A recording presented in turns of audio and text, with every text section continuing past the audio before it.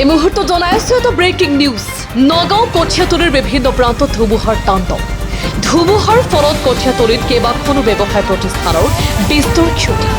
বিদ্যালয় ছুটিৰ সময়ত অহা বতাহ বৰষুণৰ ফলত কথমপি প্ৰাণৰক্ষা ছাত্ৰ ছাত্ৰী শিশুসহ কেইবাজনো লোকৰ হঠাৎ অহা ধুমুহা বৰষুণত বহু লোকৰ টিনপাত উৰি যোৱাৰ লগতে গছ উভালি বিদ্যুৎ যোগান ব্যাহত হৈ পৰিছে।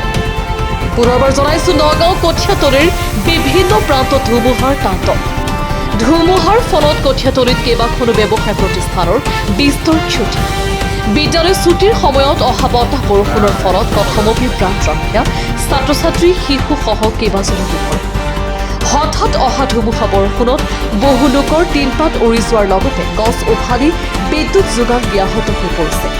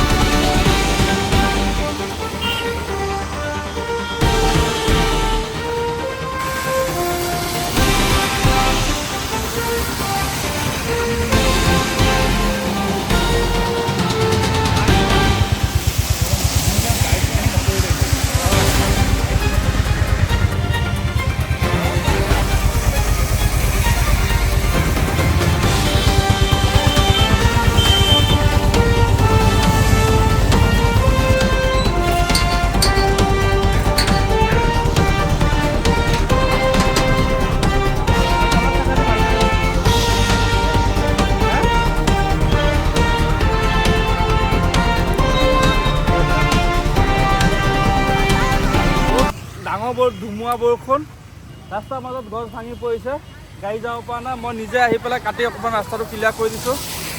আৰু সেইখিনিতো ভাঙিছে, বহুত জেগা ভাঙিছে, বহুত ডাঙৰ হৈছে ধুমুহা।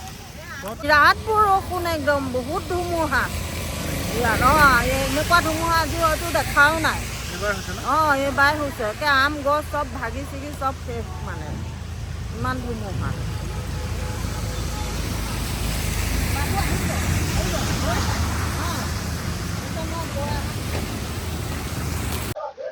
মানে দোকানখনৰ এনেকুৱা বতাহ ধুমুহা আহিল, মানে হঠাৎ মানে গমেই নাপালোঁ।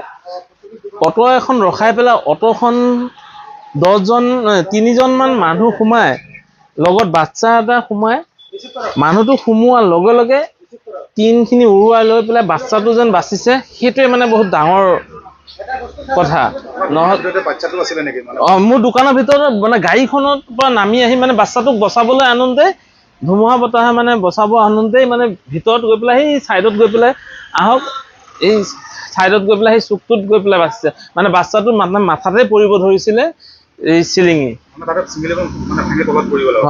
চিলিঙি ভাঙি যোৱাৰ লগে লগে টিন চিলিঙি চব ভাঙি পৰিছে। মানে মোৰ দোকানৰ বস্তু গোটেই সামগ্ৰীয়ে নষ্ট, আৰু একো বস্তুৱে মানে ইয়াত মানে বচাব পৰা একো বস্তুৱে নাই।